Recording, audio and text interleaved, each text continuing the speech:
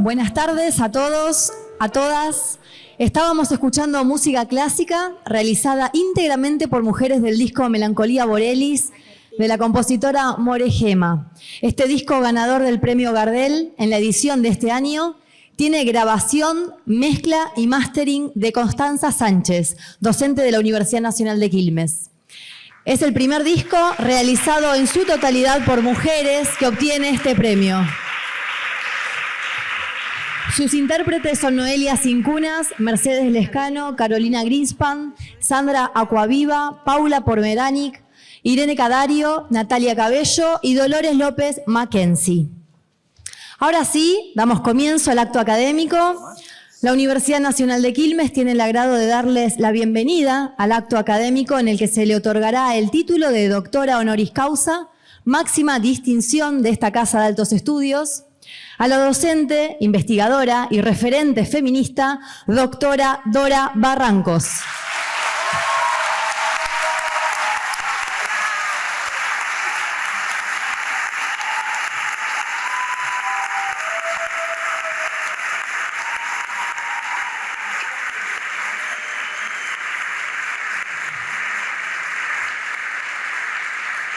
Preside la ceremonia la señora vicerrectora, doctora Alejandra Cini. Se encuentran presentes la señora Contadora Pública Nacional, Victoria Tolosa Paz, ministra de Desarrollo Social de la Nación. El señor licenciado Oscar Alpa, secretario de Políticas Universitarias.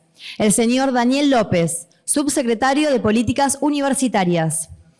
La señora Marita Perceval, representante especial para la política exterior feminista en el Ministerio de Relaciones Exteriores y Culto. El señor Carlos Luis Custer, diputado nacional. La señora Nilda Garré, ex ministra de Defensa.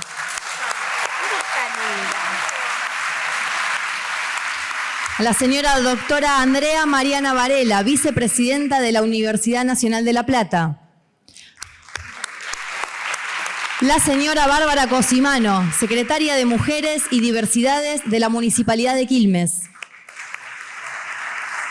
Se encuentran también presentes el Consejo de Decanos y Decanas de Facultades de Ciencias Sociales y Humanas, CODESOC, representado con más de 40 decanos y decanas de todo el país.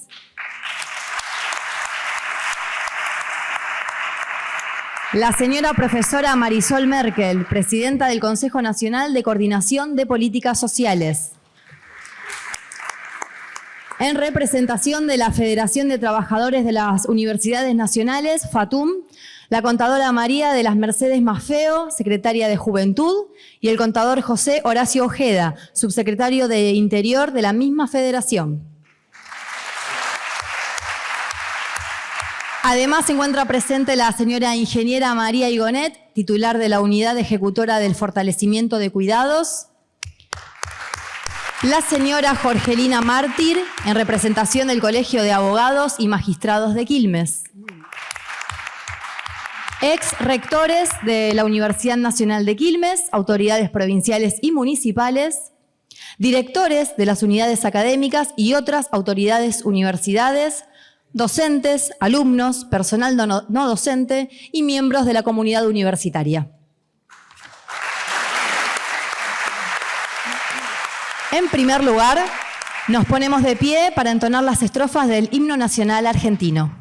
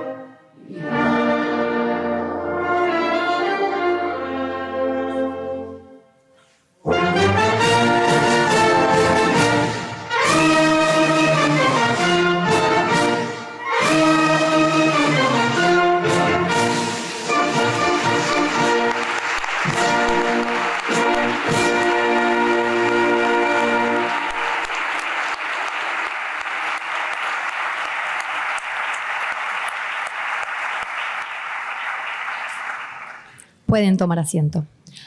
Nos han hecho llegar sus saludos y felicitaciones a la doctora Dora Barrancos, el señor ministro de Educación de la Nación, licenciado Jaime Persic, el señor licenciado Jorge Tayana, ministro de Defensa, el señor ministro de Justicia y Derechos Humanos, el doctor Martín Soria, la señora Mónica Macha, diputada nacional, el señor rector de la Universidad Nacional de Entre Ríos, contador Andrés Abela, el señor rector de la Universidad Nacional de Rosario, licenciado Franco Bartolacci, el señor rector de la Universidad Nacional de Córdoba, magíster John Boreto, la señora Susana Sanz, directora de Género y Diversidad, Radio y Televisión Argentina, la señora Adriana Puigros, exdiputada nacional y asesora del presidente de la Nación Argentina, referentes de la Dirección de Políticas Feministas, la señora Sandra Torlucci, rectora coordinadora de la Red RUGE, Red Interuniversitaria por la Igualdad de Género y contra las Violencias del CIM,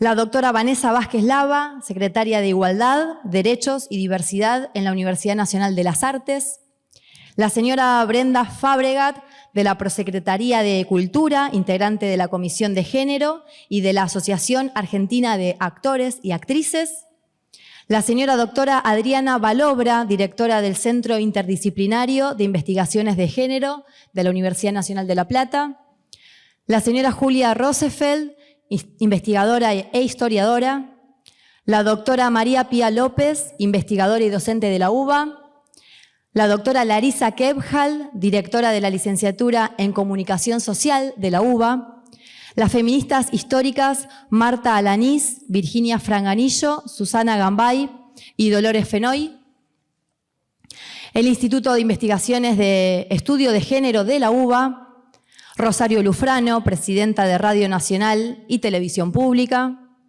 y el señor Mario Velázquez, juez penal del Colegio de Jueces del Centro Judicial de Monteros, Tucumán. Para continuar con el acto y en representación del consorcio CODESOC, invitamos a subir al escenario al señor Mariano Hermida, de la Universidad Nacional de Tierra del Fuego, y al señor Daniel González, de la Universidad Nacional de Quilmes, a hacer entrega de una placa a la doctora Dora Barrancos. Yo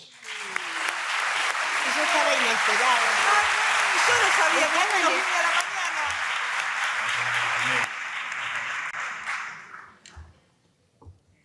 No estaba en el programa. No estaba en el programa.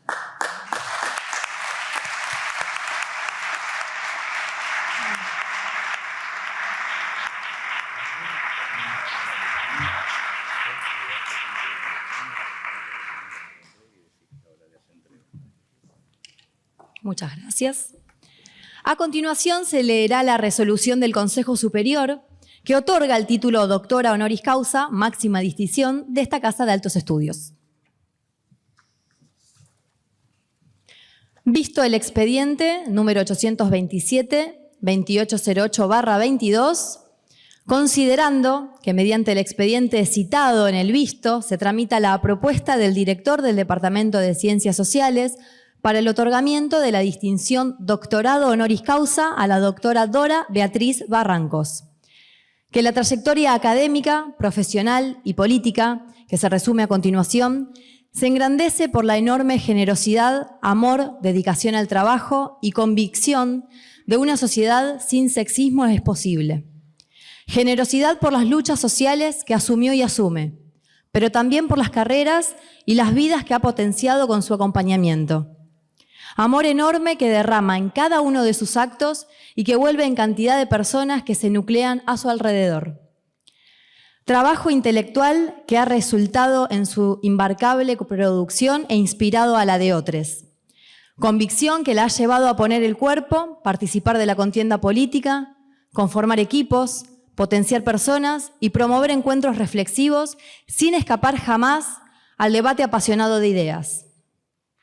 Que la doctora Dora Barrancos es licenciada en Sociología por la Facultad de Filosofía y Letras de la UBA, con diploma de honor, magíster en Educación por la Facultad de Educación de la Universidad Federal de Minas Gerais y doctora en Historia por el Instituto de Filosofía y Ciencias Humanas de la Universidad Estatal de Campinas, Brasil. que ha desarrollado una extensa y reconocida trayectoria como investigadora del Sistema Científico Nacional, en el cual alcanzó la categoría de investigadora principal de CONICET, institución en la cual se ha desempeñado como directora en representación de las ciencias sociales y humanas entre el año 2010 y 2019. Que su trayectoria académica ha ido de la mano de su compromiso político. Así convirtió su salida por la dirección del CONICET en mayo de 2019 en un acto de protesta hacia los recortes presupuestarios en ciencia y tecnología. Fue la primera directora del Instituto Interdisciplinario de Estudios de Género de Facultad de Filosofía y Letras de esa misma universidad, donde desarrolló una labor fundamental para la promoción y consolidación de ese equipo de estudios de la Argentina, de la cual es una de las principales referentes académicas, que ha sido docente en diferentes universidades de la República Argentina y en el extranjero también, en carreras de grado, posgrado, y ha dirigido proyectos de investigación, trabajos de becarios y tesis de posgraduación, maestrías y doctorados. Que con su orientación y estímulo en la formación de investigadores, investigadoras, ha contribuido a afianzar la producción de conocimiento científico, el área de estudio de la historia de las mujeres, la equidad de género y la ampliación de derechos en la región. Que ha dictado numerosas conferencias magistrales a nivel nacional e internacional que demuestran su compromiso profundo con los derechos humanos y en contra de todas las desigualdades. Se mencionan las del último lustro: América Latina en la encrucijada, géneros, estereotipos y la imprescindible remoción de las vocaciones, mujeres y mercado laboral en la Argentina, los desafíos de la pandemia. Que ha sido directora de la Maestría en Estudios Sociales y Culturales de la Facultad de Humanidades de la Universidad de La Pampa y ha dirigido la maestría y el doctorado en Ciencias Sociales y Humanidades de la Universidad Nacional de Quilmes. Que desde el año 2013 dirige en la Universidad Nacional de Quilmes la Cátedra Abierta de Género y Sexualidades, desde la cual se ha desarrollado un trabajo incesante de difusión y debate sobre temas que recuperan la agenda de feminismo. Desde la Cátedra Abierta de Género y Sexualidades fue una de las impulsoras del otorgamiento de la mención honorífica a la militante social y presa política Milagro Sala, que se ha constituido en una referente ineludible para la conformación de las políticas de ampliación de derechos en la universidad, como han sido la implementación de la Ley Micaela, los conversatorios sobre masculinidades, la protección de las infancias y las iniciativas hacia la población trans. Dora Barrancos es autora de numerosas publicaciones en ciencias sociales y estudios de género.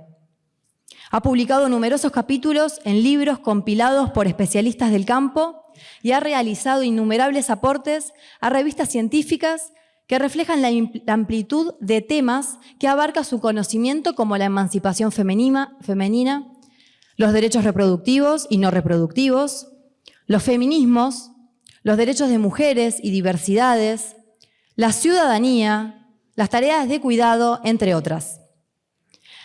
Que ha recibido numerosos premios en reconocimiento a su prolífica labor académica y a su actividad pública en favor de promover la equidad de género y el respeto de los derechos humanos. Que ha sido distinguida como profesora honoraria por la Universidad Nacional de La Pampa y ha recibido el doctorado honoris causa por la Universidad Nacional de Córdoba, la Universidad Nacional de Mar del Plata, la Universidad Nacional de Rosario, la Universidad Nacional del Centro de la Provincia de Buenos Aires, la Universidad Nacional de La Plata, Universidad Nacional del Sur y en 2023, Universidad Nacional de Río Cuarto, Universidad Nacional de Santiago del Estero, Universidad Nacional de San Martín y Universidad Nacional de Río Negro.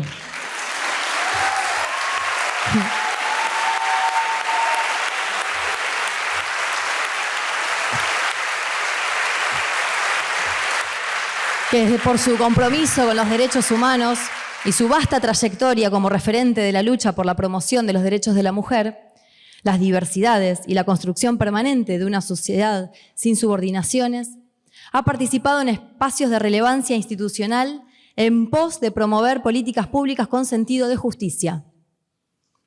En 2019 fue candidata a senadora por la ciudad de Buenos Aires por el Frente de Todos y actualmente ocupa los cargos de asesora del presidente de la Nación, jefa de asesoras de la ministra del Ministerio de Mujeres, Género y Diversidades de la Nación, e integra una de las presidencias de la Comisión Provincial por la Memoria de la Provincia de Buenos Aires.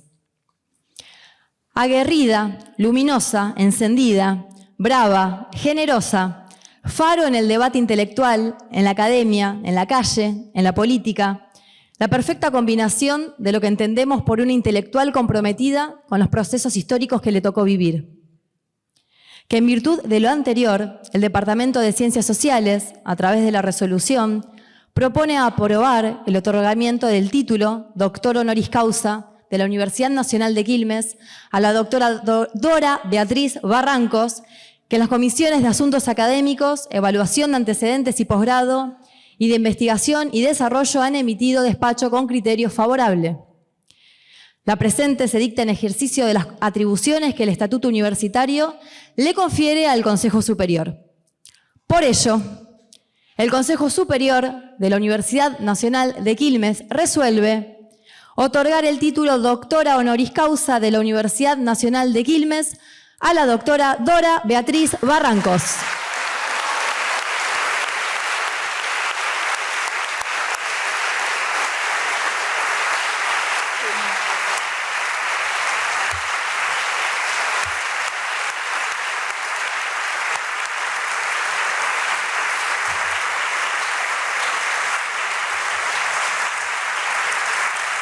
Seguidamente, hará uso de la palabra la señora vicerrectora de la Universidad Nacional de Quilmes, doctora Alejandra Cini.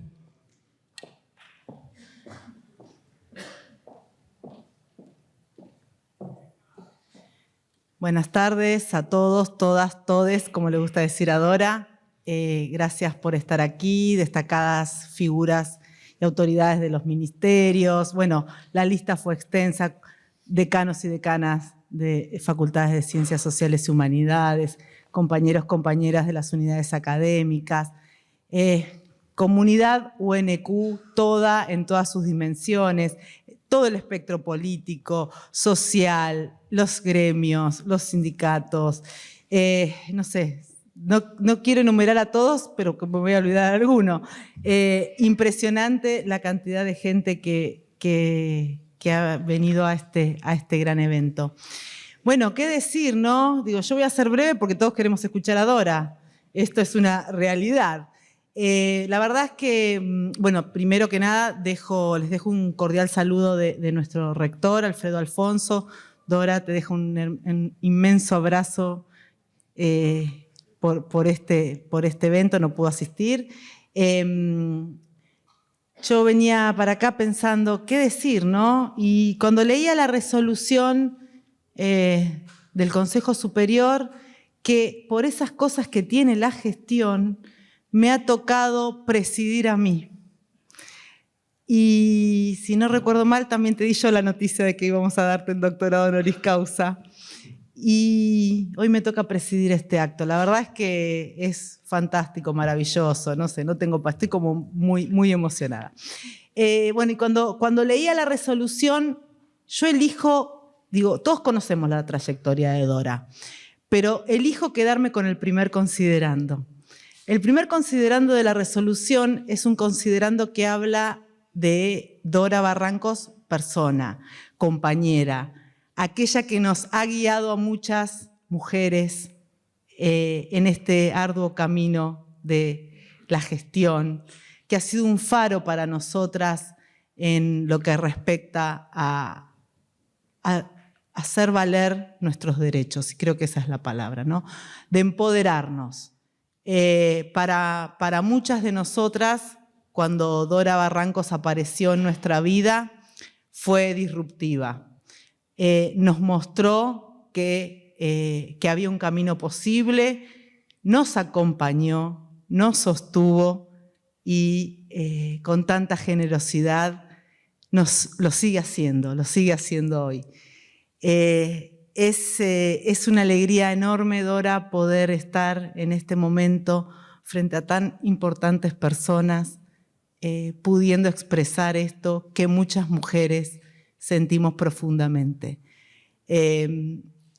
Y digo, disculpen, pero quiero hablar, quiero que sea un discurso personal, porque tuve la oportunidad de presidir este acto. Soy primera generación de universitarios, soy la primera graduada que llegó a ser vicerrectora de la universidad, y eso sin los derechos que fuimos construyendo y que Dora fue generando para todas nosotras hubiera sido muy difícil. Es extensa tu trayectoria, es maravillosa tu trayectoria, y a partir de ahora quedás vinculada de forma definitiva con nuestra institución a través de este. Fíjense, el título es de doctor honoris causa, hay que cambiar eso, es doctora honoris causa de esta institución en femenino. Bueno, quedás vinculada para siempre con nuestra querida universidad, que te conoce desde hace muchos años, que nos ayudaste a construir de una manera más inclusiva, más cariñosa, más con grandeza. Esa es la palabra. La presencia de Dora en nuestra institución la volvió más grande a nuestra institución. Somos una universidad pública del conurbano bonaerense, que estamos al sur, ¿no? Al sur de este conglomerado, y la figura de Dora siempre nos posicionó en las más altas esferas. No solo por eso te tenemos que agradecer por todo el compromiso que has tenido todos estos años, no solo con las causas de las mujeres y las disidencias, sino también con las causas de los derechos humanos, los derechos de las personas, los derechos políticos. En este momento, a partir de este doctorado honoris causa, estoy convencida que Dora nos vuelve mejor universidad, nos transforma y, como dije, va a quedar vinculada para siempre a esta institución, y esperamos seguir contando con tus aportes maravillosos, disruptivos, y que nos ilumines con tu presencia todos los días. Muchas gracias, Dora querida, gracias por todo, gracias a todos y todas.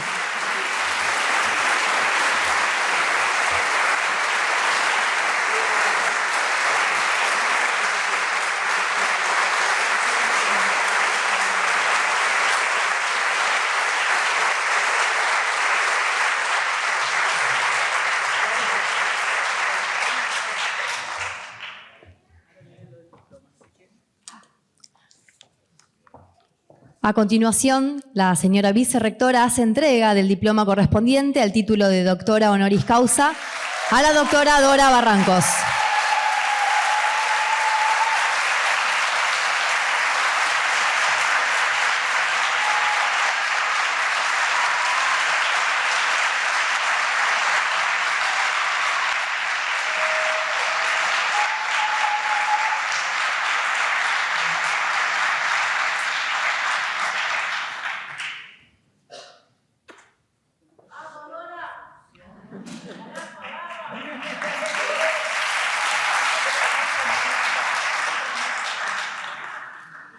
Por último, y a fin de cerrar esta bella ceremonia, escucharemos las palabras de la doctora Dora Barrancos.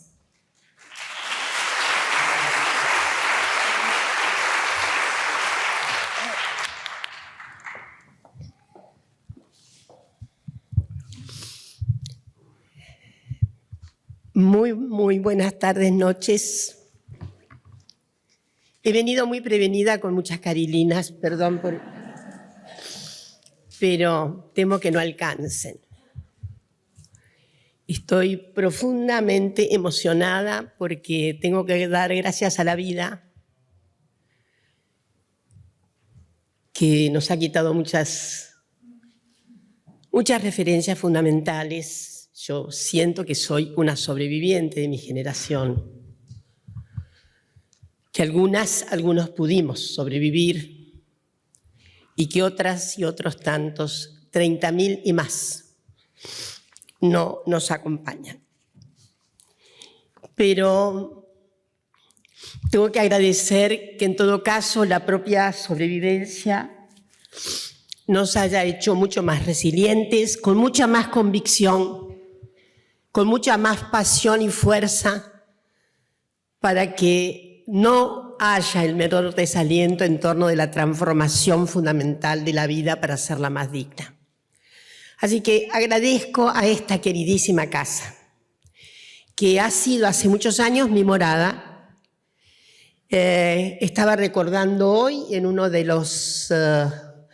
esos reportajes, ¿no?, que nos hacen parecer celebrities, ¿no?, que yo no tengo con relación a esta universidad ningún mal aguijón. Esto es excepcional, porque nuestra ocurrencia transicional, existencial, significan muchísimos moretones, ya lo sabemos, eso forma parte del oficio de la vida.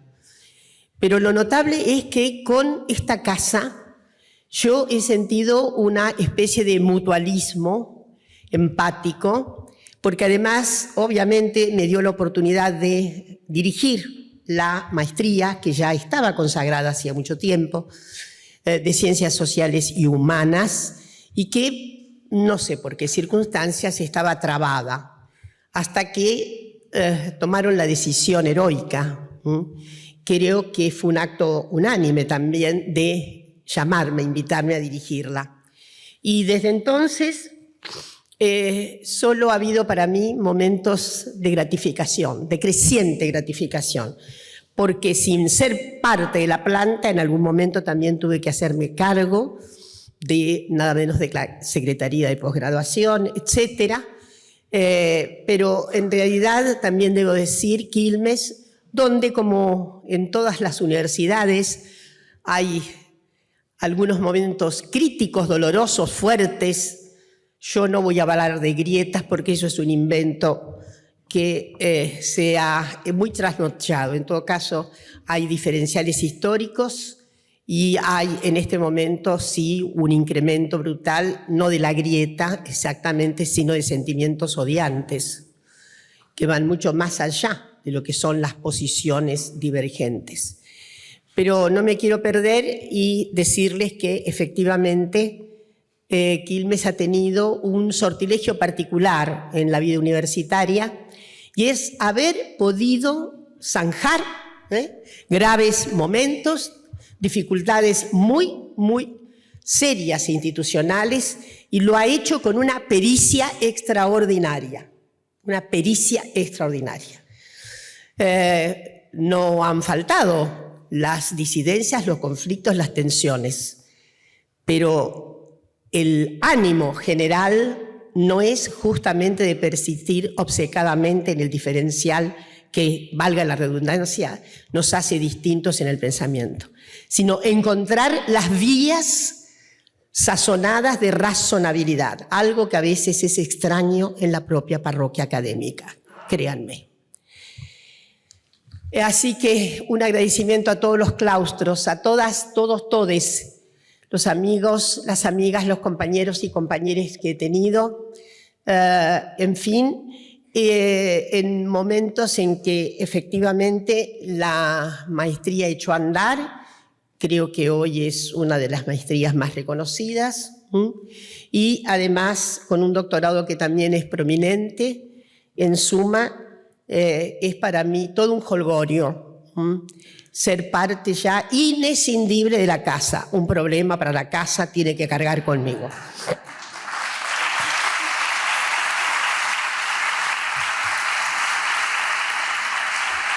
Por supuesto, agradezco a todas las almas de tantas jerarquías, a tantos compañeras y compañeros que están en la función hoy, que han estado y que me están acompañando. Gracias, gracias por haberse acercado en lo que yo entiendo es sobre todo el clima amoroso de la militancia compartida, la militancia por nuestros sueños.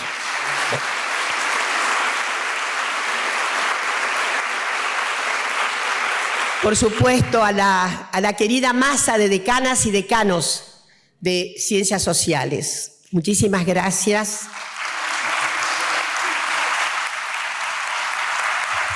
Muchísimas gracias primero por haber inventado ese círculo virtuoso y al mismo tiempo por saber entrañablemente cuánto y cómo nos hemos debatido en la defensa de nuestros estatutos científicos. Acá está Roberto Salvarezza, que es un testigo claro, yo creo casi inapelable, de lo que han sido las guerras emblemáticas que hemos sostenido. Sí, para crear mejores condiciones de equidad entre los géneros, ni se diga, pero condiciones de equidad para todas las ciencias. Entonces, ustedes saben, he escrito lo que tengo que decir porque temía perderme en el fárrago de las emociones consistentes. Pero solo voy a recordar que pasamos una época de barbarización epistemológica entre el 2015 y el 2019, y esa barbarización epistemológica siempre lo recuerdo, y alguna vez me voy a poner demoradamente a escribir cómo se había trastocado el sentido semántico profundo del quehacer científico, como si fuera imprescindible hacer desaparecer, en principio en orden a una suerte de aplicación aplicativa bárbara, la ciencia básica. O sea que, y dentro de la ciencia básica aparece cosa realmente de la no iluminación erudita, de la falta de erudición. Se pensaba que todas las ciencias sociales y humanas además son básicas, básicas en todos los sentidos, básicas porque redundan en lo mínimo y básicas porque efectivamente no tienen ninguna posibilidad de proyectarse con sentidos aplicativos. Y a mí me gustaba decir en aquel momento, en orden a esa defensa encendida, lástima que no se hayan grabado aquellas conversaciones tan fogosas que tuve que sostener, lamento muchísimo. Se pretendió en un momento prácticamente hacernos desaparecer, disminuir absolutamente el rango de nuestra posibilidad de existencia, etcétera, etcétera. Y se han oído cosas sublimemente bárbaras, que cualquier epistemólogo de baja estofa diría que barbarismo era aquel. Es cierto que era una época iluminada por un gran epistemólogo que era el Durán Barbarismo. Entonces, quiero decirles que había momentos en que sucumbía una razón, tal como el gran Kuhn alguna vez dijo, ustedes lo deben saber muy bien, acá hay muchísima gente del oficio académico y hay muchísima gente en este país que no siendo académica es muy letrada, felizmente, porque si hay un valor acendrado fundamental, el único valor acendrado fundamental, ese no es el único, también lo es la salud pública, que tuvieron los liberales siempre mostrencos. El liberalismo argentino siempre ha tenido una pátina conservadora, hasta que ahora se ha ido absolutamente, se ha despeñado por completo y no hay liberalismo en la Argentina en este momento. Pero no me quiero perder y decirles, para algunas voces proféticas al revés y contra la historia, que sí hay algo importante que hicieron esos liberales aún mostrencos que tuvimos, la educación pública, que fue por muchos momentos lo único democrático que hubo en este país.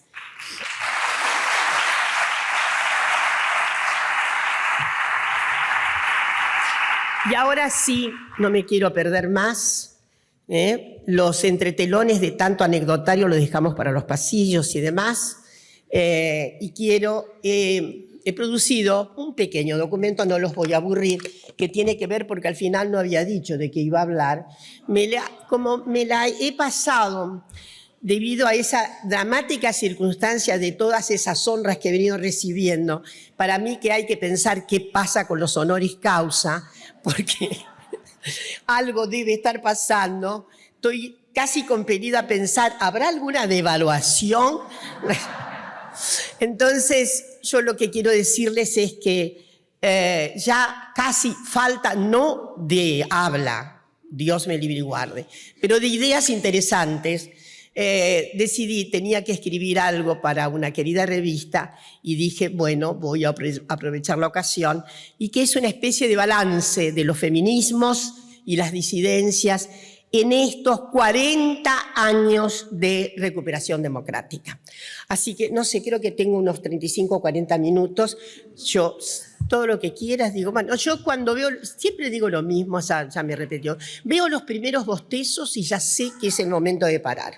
Entonces, quiero decirles que...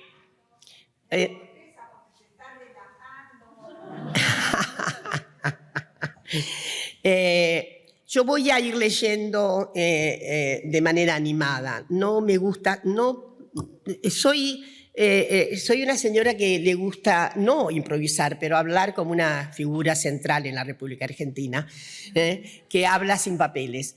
Pero no me gusta el autoplagio, me siento mal con el autoplagio, pero ahora voy a autoplagiarme.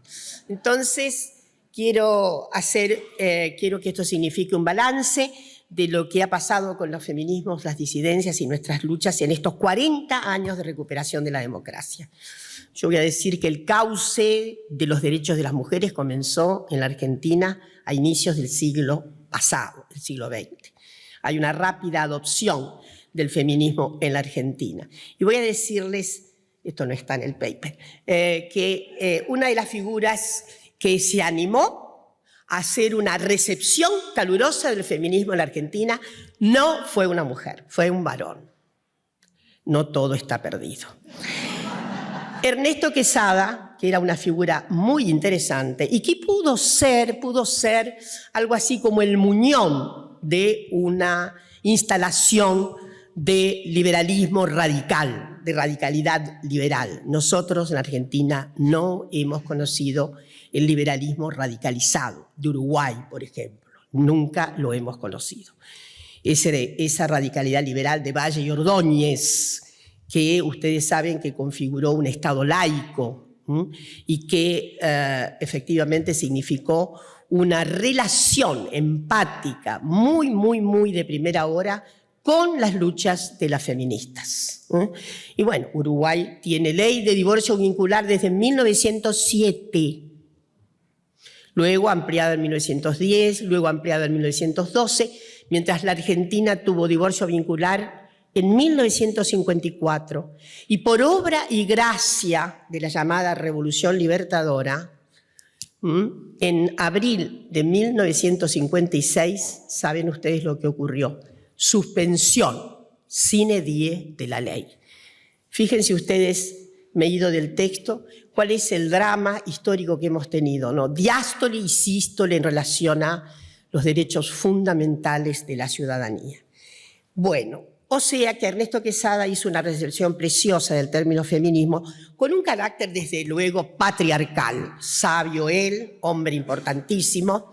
Tenía que decirle a las señoras de la alta sociedad que le habían puesto a una exposición internacional de manera absolutamente naif, exposición feminista, cuando en realidad lo que presentaban era el laboreo estereotipado de las mujeres.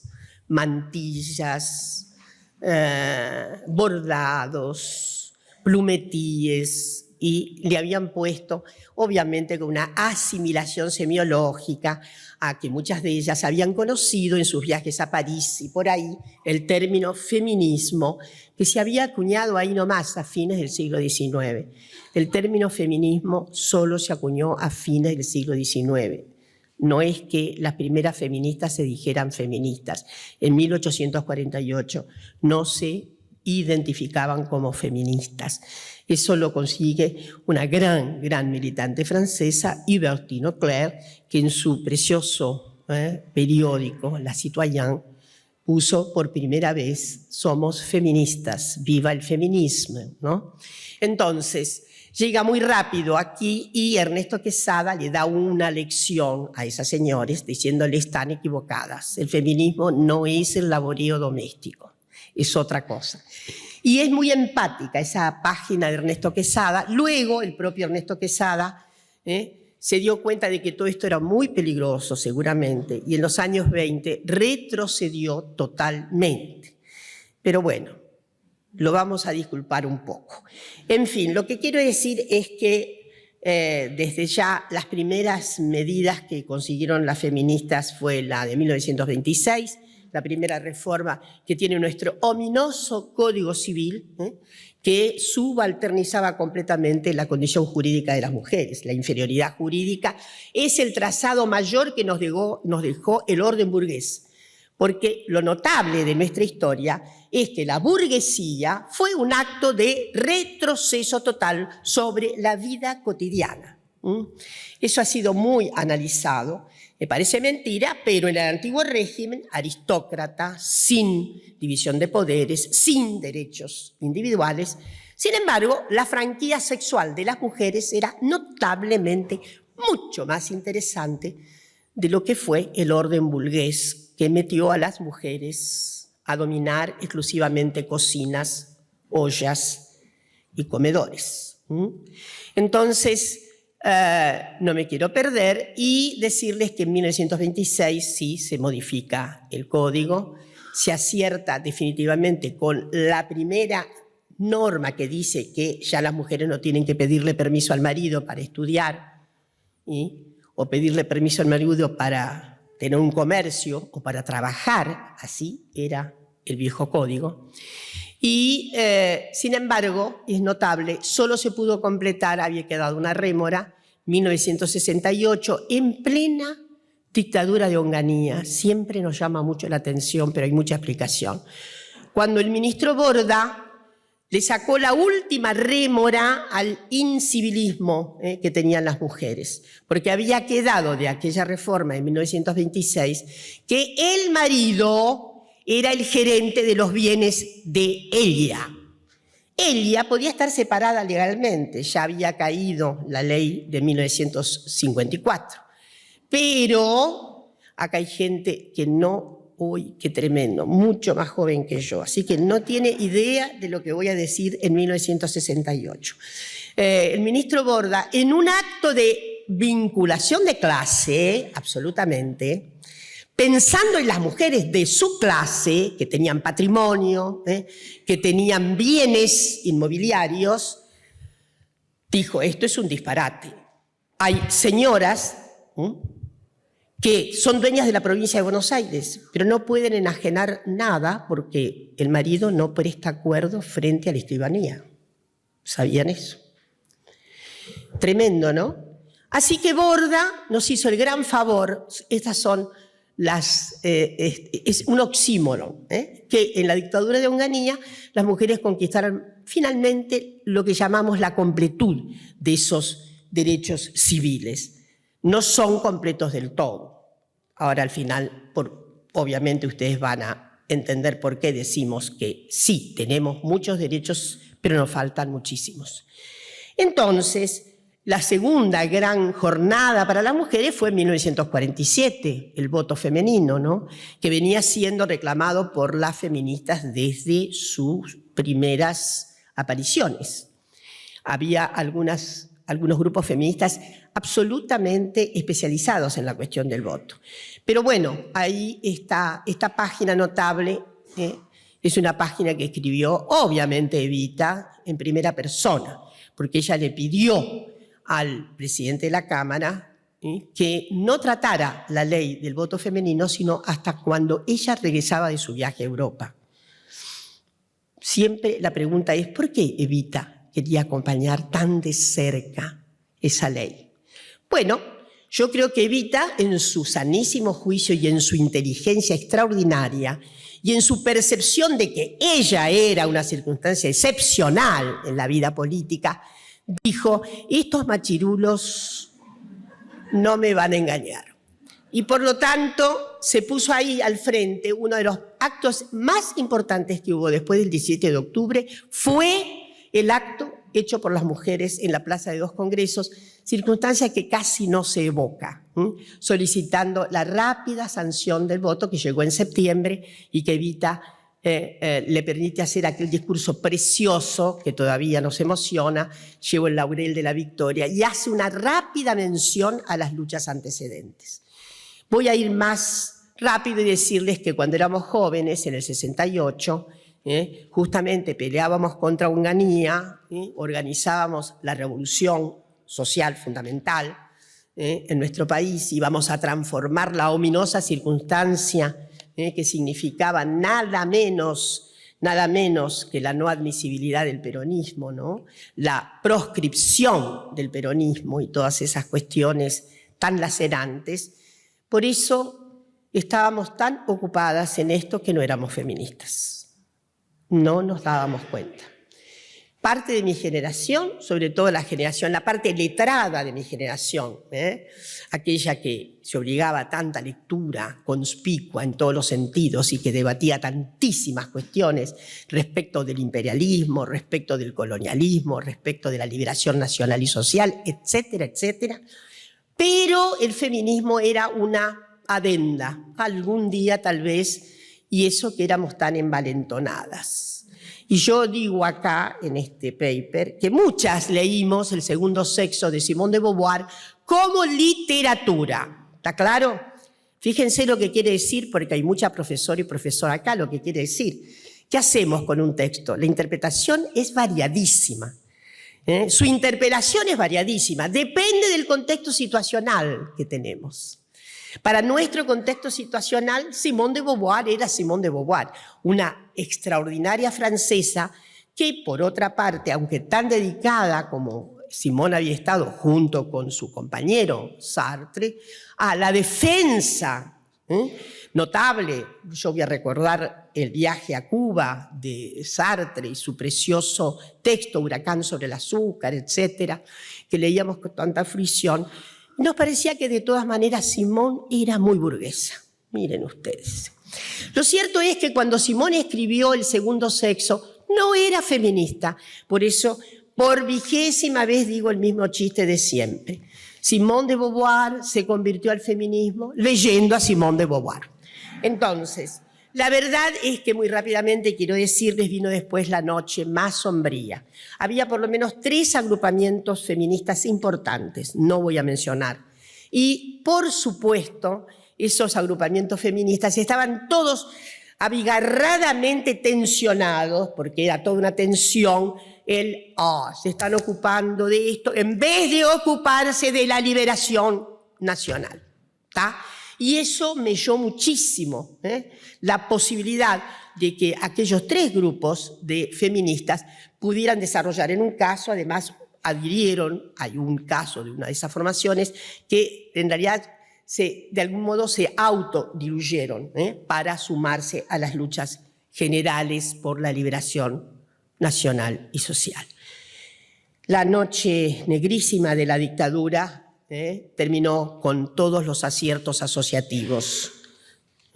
Terminó el aniquilamiento que produjo, es todavía de tal orden que es como que, me parece, nos falta, no digo memoria, nos falta todavía una cierta capacidad de hondura para poder comprender qué significó haber llegado a aquel estado brutal de aniquilamiento, de muerte, de desaparición, en un país como el nuestro.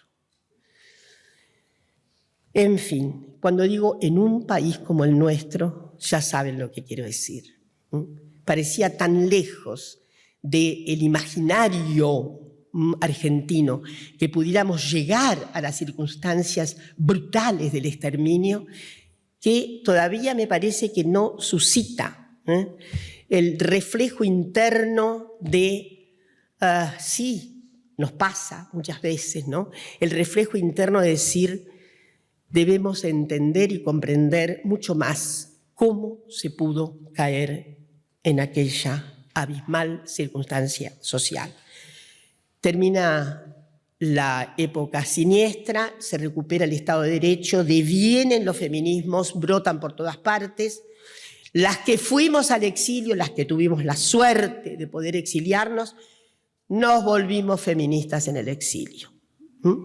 De muy diversas maneras, pero hay por ahí un texto que nos ha tomado testimonios a muchas mujeres y que contamos cuáles han sido las circunstancias personales, existenciales, localizadas de cada una de nosotras por las que nos tornamos feministas. Nos faltaba nada menos que la comprensión del cimiento de la desigualdad humana. El cimiento de la desigualdad humana es el diferencial sexogenérico. Sobre esa diferencia brutal se han engarzado todas las otras diferencias ominosas. No se puede. La misma circunstancia de la desigualdad de clases solo se puede comprender en toda su hondura con la desigualdad relacional vincular de los géneros. Entre las clases populares, lo sabemos muy bien, ¿quiénes son más pobres? Las pobres. Perdón, entre las clases elevadas y dominantes de nuestra sociedad, las menos ricas son las ricas, debo decirlo. Eso se vio muy claramente en ocasión de famosa contribución extraordinaria que hicieron las grandes fortunas, y ahí se vio claramente que los afortunados son ellos, porque representaron el 80% de los contribuyentes de aquel. O sea que también ahí se replica. No es un barbarismo, no es una mera mención retórica decir que el diferencial de género está abajo y que efectivamente se perpetúa en todo y cualquier lugar. De todas maneras, inimaginable la diferencia que hay entre la esposa de un alto CEO de una enorme corporación que todo lo concentra y nuestra compañera de la UNA 1114, para decir algo, o de algunos de los barrios populares del contexto de esta universidad.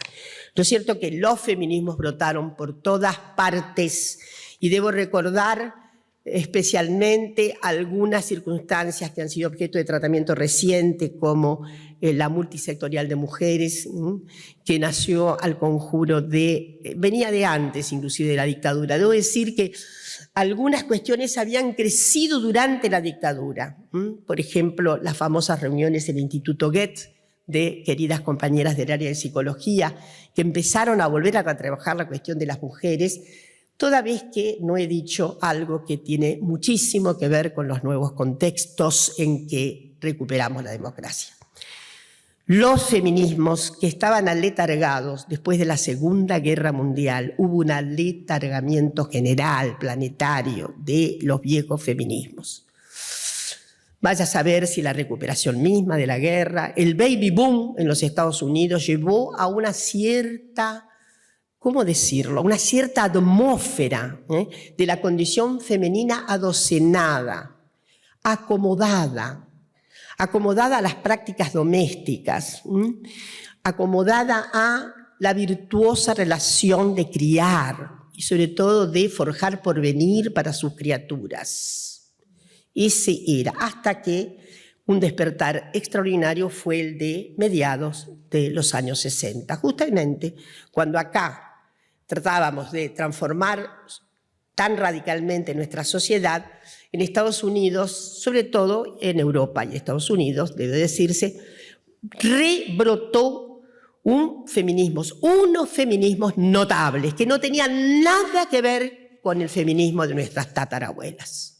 Ese feminismo, en realidad, hay un texto clave en aquel momento, el de Betty Friedan, que escribe en 1963 La mística de la feminidad. ¿Cuál era la mística? Ese apego a la calceta, ese apego a la cocina, ese apego a estar atentas exclusivamente a cómo se desarrolla el área de los cuidados, cómo bruñimos mejor los bronces que tenemos.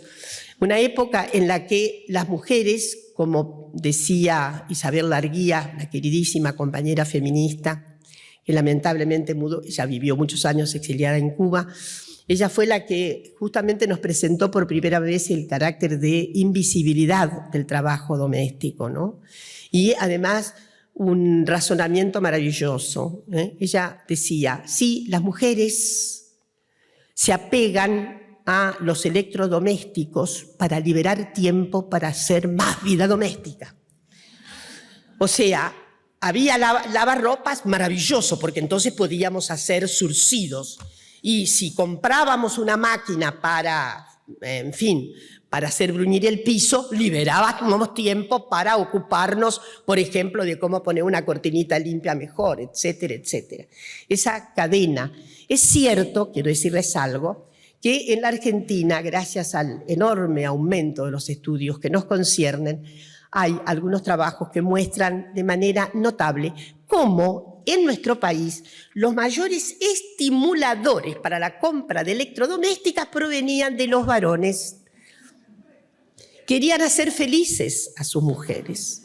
Entonces les compraban electrodomésticos. Pero saben que ahí hay un principio, es una tentación con lo mecánico.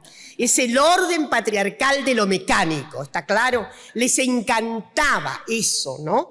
Y lo compraban y se los instalaban. Y hay hasta películas en que las dicen, ¿y esto qué es? ¿Saben que hay una película excelente? No sé si no actúa Sandrini, cuando se compra la primera heladera y los hombres están fascinados en torno a la heladera porque tiene un significado obviamente notable para la riqueza cultural patriarcal.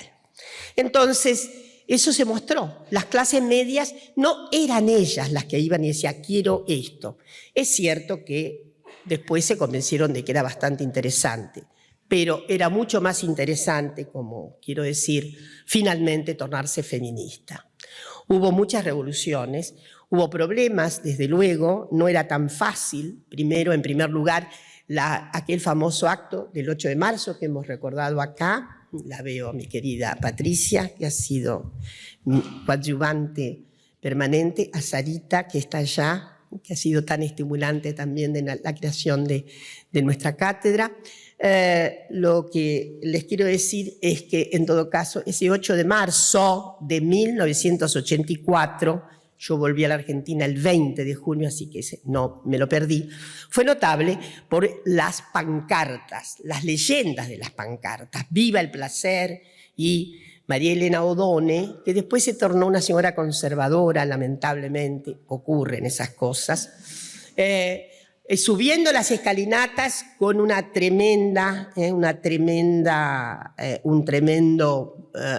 tremendo cartel que decía no a la maternidad, sí al placer, que fue bastante escandaloso, les quiero decir.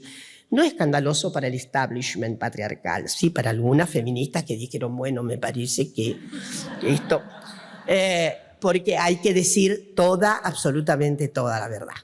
En lo que quiero decirles que desde esa época el feminismo transcurrió en toda una enorme cantidad de búsqueda de derechos.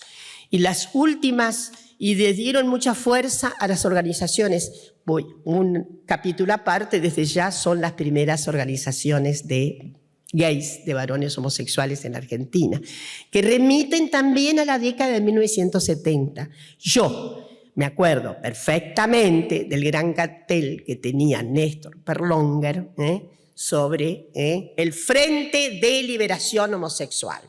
No se crean ustedes que los ánimos clamorosos de la muchachada revolucionaria se compadecían con enorme gusto de aquel cartel, que era bastante incómodo, pero fue el primer cartel que apareció en esos años. Bueno, ustedes saben que Néstor fue detenido, lo nombro a él especialmente, pero hubo un conjunto muy importante de, digamos, de la membresía que tuvo el Frente, etcétera, y que luego pasó sus últimos años exiliado en Brasil. Fue una figura extraordinaria en todos los sentidos. Pero renacida la democracia, imposible olvidar a los hermanos Jáuregui, a sus luchas por el reconocimiento de la CHA, reconocimiento que fuimos acompañando desde el 89, que habían pedido el estatuto jurídico, el reconocimiento, que no vino sino hasta el 92, año en que hubo lugar a la primera marcha del orgullo, justo ahí cuando se pudo obtener el brevet de reconocimiento de institución jurídica a la CHA. No fue fácil el camino de encontrarse con el activismo de las personas trans. También había pasado en Estados Unidos. Los acuerdos vinieron lentamente, porque en todas partes se cuecen habas y en la historia hay que hacerla completa. Yo recuerdo perfectamente la dolorosa situación porque estuve primera legisladora de la ciudad, me tocó obviamente sancionar el primer código de convivencia de la ciudad que creíamos que tocábamos, era lo más moderno, lo más progresiva, lo más progresista, hasta que obviamente las configuraciones conservadoras comenzaron a insistir en que era espantoso consentir en esto de las travestis, los travestis, como decían, ofreciendo sexo en la calle. El escándalo, ya saben ustedes, de amigos sensibles de algunos barrios, no los voy a nombrar, que en realidad lo que querían era una valorización inmobiliaria importante. No se trataba en todo caso de la moral, porque todo se decía el nombre de la moral, y yo creo que no hay sintagma más inmoral en materia de hipocresía que el término moral. Todos los conservadores lo usan sabiendo hipócritamente que están a espaldas de cualquier significado ético profundo. En fin, lo que quiero decirles es que los últimos en organizarse finalmente fueron las personas de identidad travesti primero. La identidad travesti es muy marcada en nuestro país gracias a la hazañosa tarea de Loana Berkins, encima de todo. Loana era una figura extraordinaria, de una inteligencia que realmente era una esponja. Aprendía todo rápidamente.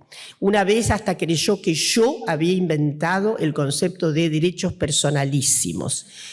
Y le dije a Loana, no tengo que ver, yo estoy usando eso. Ella, en su afán extraordinario, ¿no?, de absorción, después comenzó a estudiar y demás, y Loana siempre reivindicó la identidad travesti. Yo recuerdo que había estado en un congreso importante en Bélgica, donde levantó los deditos rápidos, porque era un momento de cabildeo, se hacía una especie de asamblea de personas travestis, sobre todo en Europa. Y me la encontré a la vuelta de ese congreso, ufana, diciéndole que finalmente había convencido que la única identidad que cabía y que tenía que tener todo el orgullo de su significación es travesti. Al punto que el origen de una reivindicación de ese estatuto es su famoso lexema furia travesti. Nada de... Por eso mucha gente TERF que ha surgido por ahí, me refiero a la gente que está asustada de la pérdida, del barrimiento del estatuto femenino, cosa ridícula, porque creo que esa especie de pánico moral que ha tomado también cuenta de muchas feministas viejas, lamento mucho, es absurdo, porque en realidad ni hace falta decirlo, las travestis siempre se han dicho en nuestro país travestis, no tienen ganas de ser otra cosa que travestis, con todo el orgullo esto de la furia travesti. Sí, con todo el derecho a sentirse feministas. ¿Por qué no? El mismo derecho que tienen los varones de sentirse feministas. Obligación. Obligación.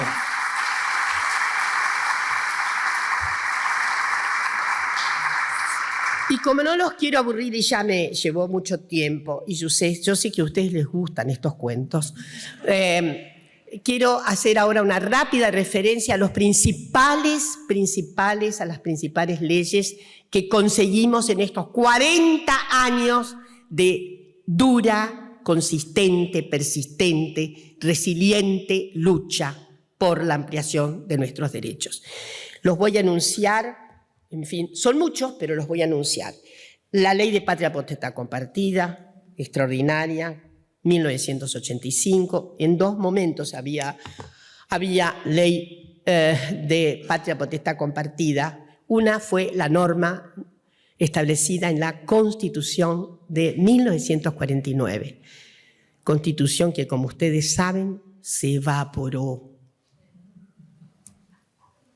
impresionante.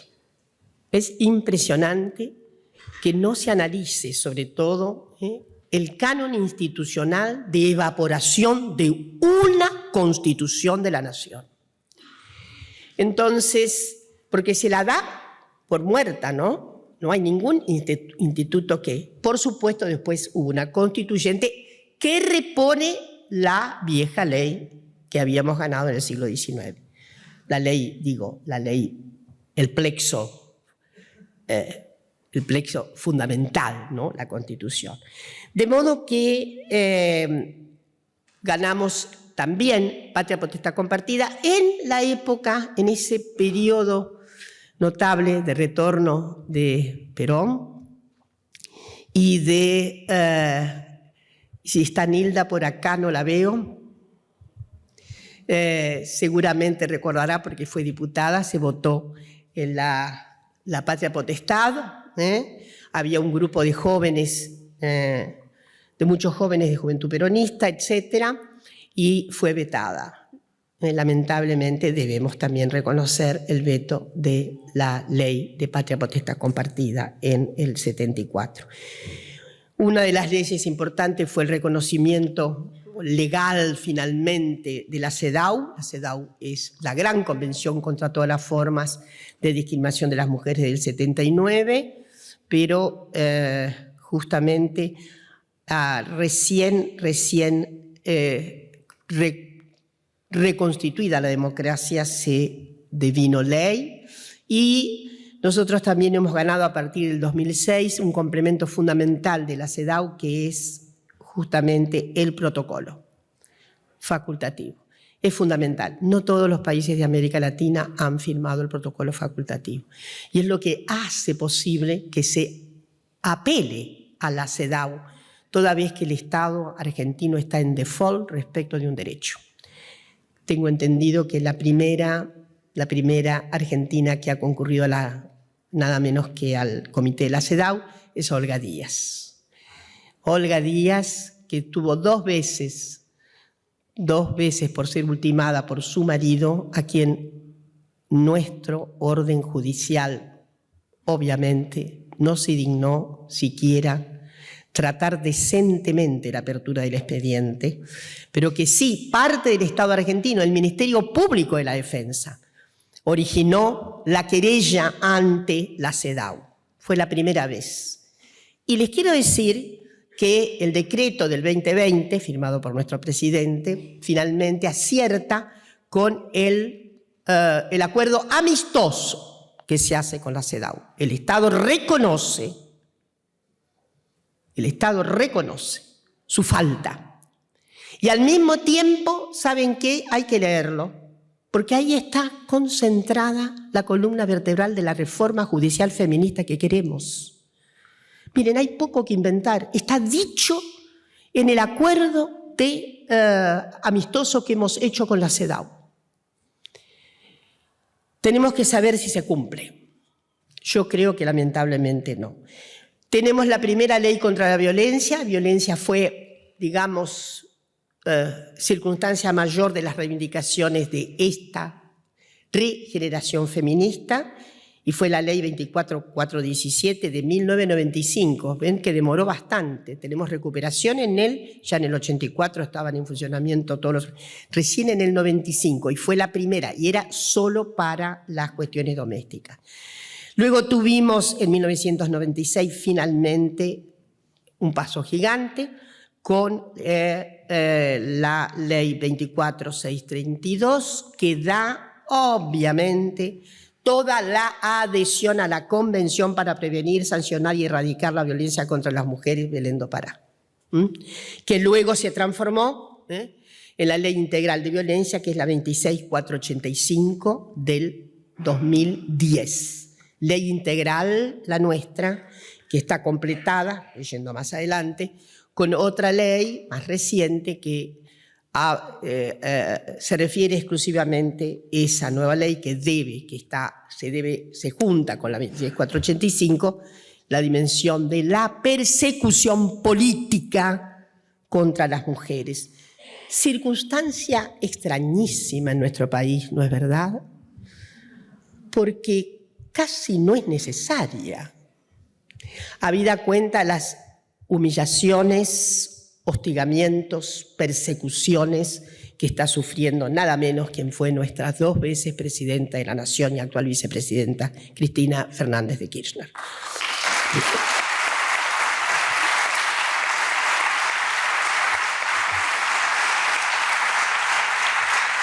En el 97 hay una ley importantísima, la incorporación de las amas de casa al sistema integrado de pensiones y jubilaciones, que luego fue sucesivamente habilitado en lo que se llama el sistema de moratorias, que dio lugar a más y más jubilaciones de amas de casa.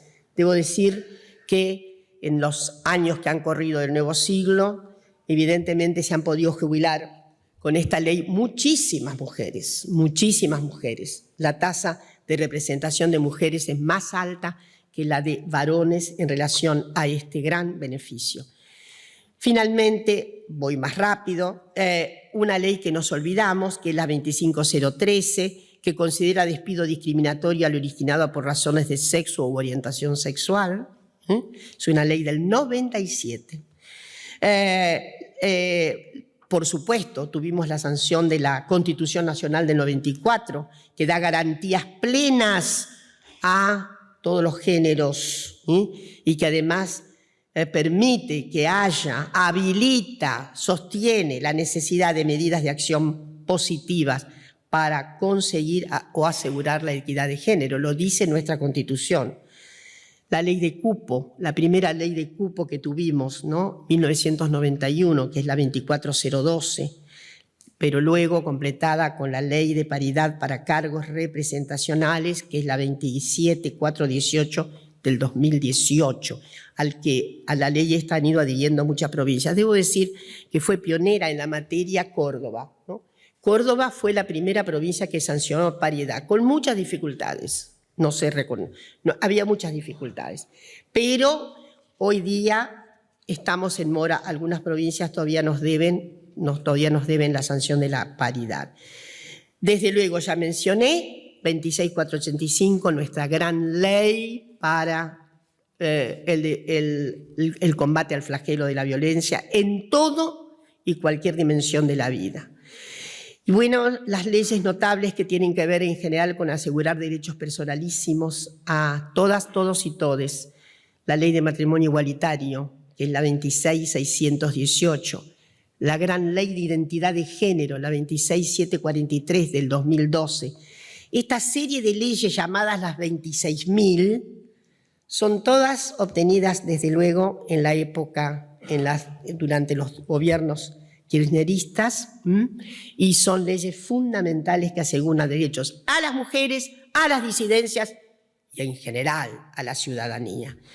Tenemos la ley Micaela, la 27499 del 2018, paso por alto en qué circunstancias dramáticas el femicidio de la querida Micaela originó que el Estado argentino tenga una ley que es inédita porque no existe en ningún otro país del globo. Y es que el Estado argentino se obliga a actuar con perspectiva de género. Tremenda ley. Tenemos luego la ratificación del convenio 190 de la OIT, que es notable y que seguramente va a requerir más leyes de ampliación. El convenio ampara a las mujeres trabajadoras con relación a las violencias que sufren en sus lugares de trabajo, en los perilugares laborales, durante el traslado y aún en el propio hogar. Tenemos la 26.636 del 2022, gran ley, que sanciona el acceso al empleo formal para personas travestis, transexuales y transgéneros, la ley Diana Zacayán y Luana Berkins, que establece un cupo del 1% mínimo en todos los cargos del Estado Nacional. Hay organismos que están muy al día con el cumplimiento del cupo, hay otros organismos que están todavía morosos. No puedo dejar de mencionar, porque lo he dejado para el final, el impacto que tuvo sí la modificación en el 87 con la ley de divorcio vincular. Esto tiene muchísimo que ver para todos los seres humanos, pero especialmente fueron las mujeres, históricamente, las más perjudicadas por la falta de esta ley. Tenemos la ley Brisa, que es la que obliga al Estado a reparar, a contribuir con recursos a la sostenibilidad de las niñeces que han quedado huérfanas de madre por causas de femicidio. Aunque no tiene características de ley, no puedo dejar de mencionar el enorme decreto del Poder Ejecutivo que da lugar a la identidad no binaria en la documentación. Esto es también un paso impresionante de nuestro Estado. Finalmente, esto se estableció por el decreto 476 del 2021. Finalmente, las cinco principales modificaciones del Código Penal. Primera, la supresión del delito de adulterio. Fíjense ustedes, el adulterio, delito que constituye en el Código Penal por razones diversas según se fuera cónyuge, la o el cónyuge. Impactante lo del adulterio. Bueno, en 1995 finalmente se determinó su fenecimiento definitivo. La ley 25087 del 99, que modificó completamente cuál era el bien protegido en los llamados delitos los delitos que tienen que ver con delitos sexuales. Voy a recordar que el Código Penal de 2122 llamaba delitos contra la honestidad a los delitos sexuales. ¿La honestidad de quién? La honestidad de un señor triangulado, ¿no es cierto? Y pasaron a llamarse delitos contra la integridad sexual. Todavía tenemos un debate pendiente respecto de la prescripción absoluta. Tenemos una modificación, pero todavía tenemos que definir si vamos a tener una alteración. Había quedado, sobreviviendo de esta primera modificación del Código Penal, el famoso Instituto del Avenimiento. Tengo entendido, me han contado las personas testimoniantes del periodo, que no estaba previsto cuando llega al plenario de la Cámara. Y ahí, en uno de esos tejes-manejes raros que suelen existir, se incorpora así el Instituto del Avenimiento. ¿Qué hacía? El Instituto del Avenimiento es una de las cuestiones más envilecidas que existen, de las más brutales.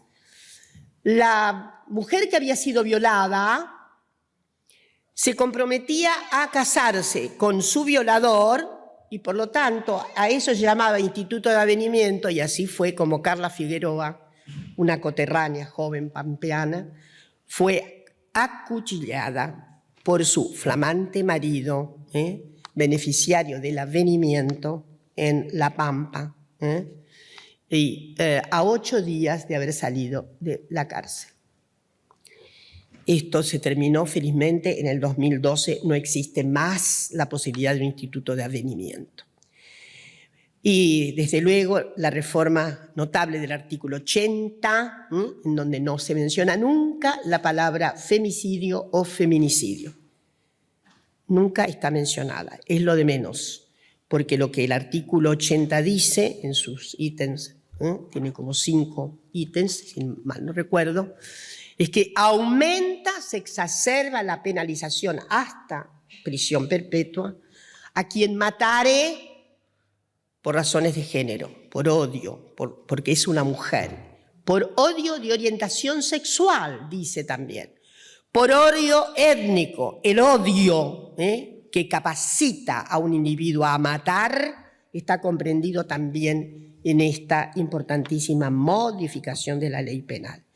Y por último, pero no la de menos, aquel 30 de diciembre del 2020 a las 4:14 de la madrugada en que conseguimos la ley de interrupción voluntaria por embarazo.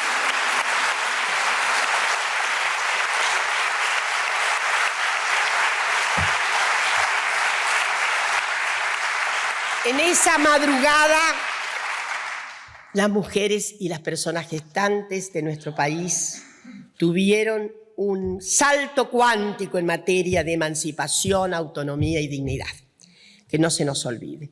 Finalmente, me gustaría decir que quedan muchísimas cosas por hacer, muchísimas, que hemos ganado muchísimos derechos, ya ven ustedes el orden de los derechos, y me he referido a los más importantes. En este momento la Argentina ocupa probablemente el primer lugar en materia de derechos formales ganados por las mujeres y las disidencias sexogenéricas. Es cierto, este es un país notable. Tiene una tradición, inclusive, de militancia política de las mujeres antes del Estado de Ciudadanía, de influencia política de las mujeres, que se puede remitir hasta antes del siglo XIX, quién sabe, una larga tradición hispánica. Las mujeres están politizadas en este país desde siglos. Sin embargo, obviamente, hemos ganado mucho más con nuestra ley que establece nuestra participación. Pero quiero decirles que no podemos olvidar que la Argentina dio aquel salto extraordinario con la participación de mujeres en los escaños parlamentarios en 1951 en una tasa de más del 20%, algo inédito, y que eso constituye una tradición formidable que ha significado, obviamente, también un mandato para la fuerza popular una de las más importantes de nuestro país, como es el peronismo. Es todo un mandato. No viene de Marte la circunstancia de que una militante como Cristina Fernández de Kirchner haya sido 2 veces presidenta de esta nación. Pero obviamente hay muchísimo que ganar. Es muy difícil todavía, además de la paridad, que haya reconocimiento pleno para las candidaturas de las mujeres. Hay muchas dificultades. Desde luego, entre las situaciones a ganar es el reconocimiento de las mujeres en la vida sindical, en los puestos jerarquizados de las corporaciones gremiales. Y tenemos desde ya diferenciales que hay que resolver. No cabe duda de que tenemos unas capacidades mejores para determinados grupos sociales de mujeres y unas dolorosas diferencias y desigualdades para las mujeres más pobres, para las mujeres campesinas, para las mujeres afrodescendientes, para nuestras mujeres de los pueblos originarios, y quiero reivindicar a las mujeres mapuches que están resistiendo en este momento en la zona del lago Majul.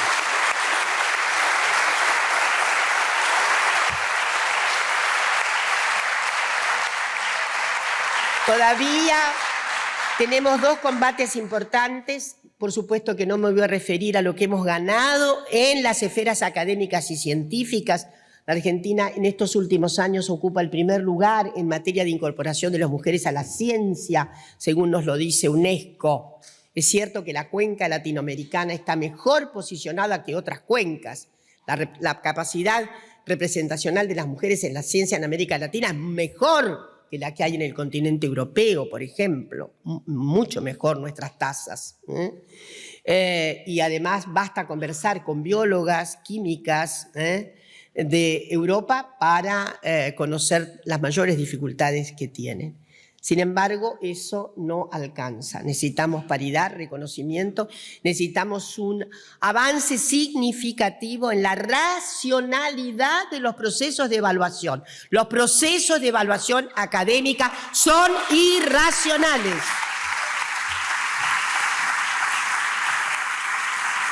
Y son irracionales porque juegan simplemente con algoritmos falsificados que no tienen en cuenta los contextos de actuación existencial de las y los científicos. De modo que eso hay que revisarlo. Tenemos que conseguir articulaciones prospectivas mucho más racionales en la evaluación que tenemos en todo el sistema científico y demás. Finalmente decirles que sí, que este país también presenta para las comunidades trans una capacidad de estado de ciudadanía que no tienen en otras latitudes. Basta pensar lo que ha venido pasando en un país como Brasil, en donde el hostigamiento ha sido enorme y en donde se ha llevado a los tribunales inclusive a queridas colegas que analizaron cómo eran de dramáticos los transfemicidios y en Brasil, y ustedes saben que fueron denunciadas por falacia académica. ¿Se entiende? No quiero decir más malas palabras y nombrar a un individuo que ha protagonizado evidentemente el giro dramático hacia la extrema derecha en nuestro continente.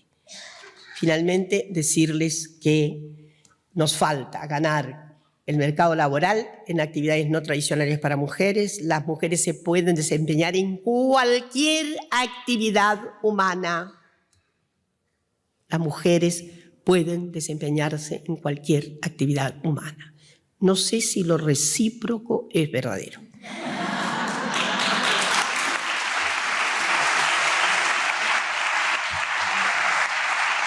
Y finalmente, decirles que necesitamos que se sancione lo más rápidamente que se pueda, por lo menos la primera versión de la Ley Integral de Cuidados.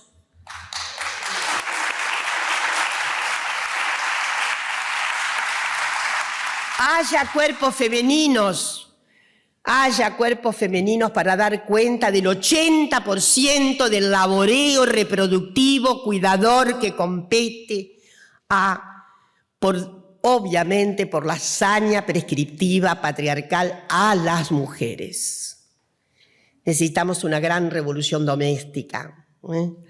Y sabemos que hay muchos varones de buena voluntad que están comprendiendo el significado profundo que tiene para dignificar la vida. Y por último, decir que sí, si hay algo que debemos celebrar en todo caso son nuestras luchas persistentes, constantes, denodadas. Si lo que debemos celebrar es eso, podemos estar muy, muy, muy reconfortadas porque hay una invasión extraordinaria de feminismos populares y de feminismos de sub-20. Yo tengo acá a mis nietas presentes y ellas saben muy bien de qué se trata. No es necesario que la abuela les dé lecciones todos los días.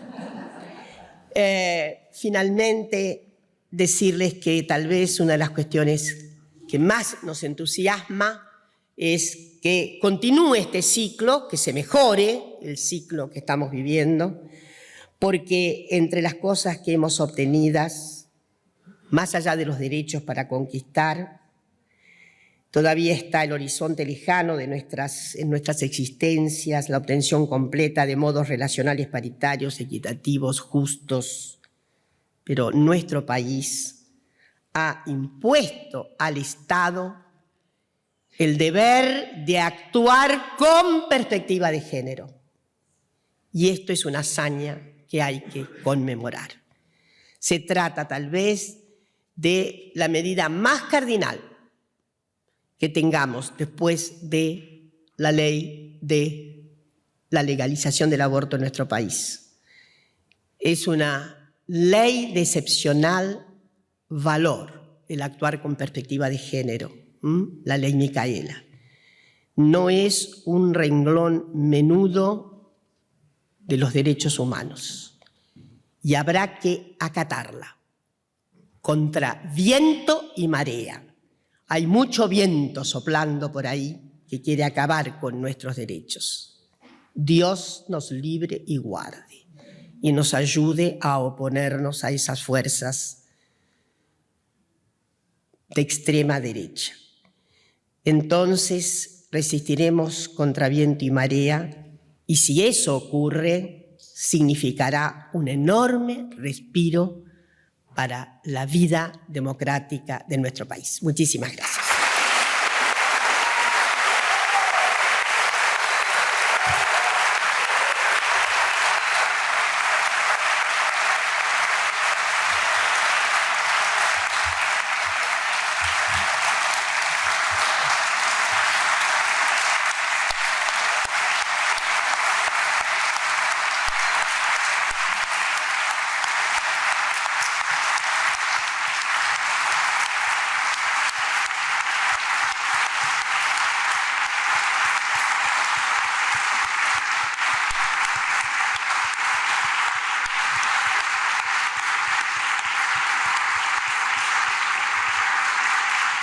De esta manera damos por finalizado el acto académico y agradecemos la presencia de todos.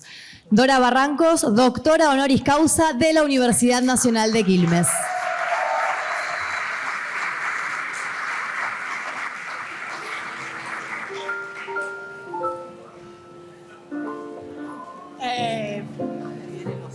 Pero Lozano, el gran...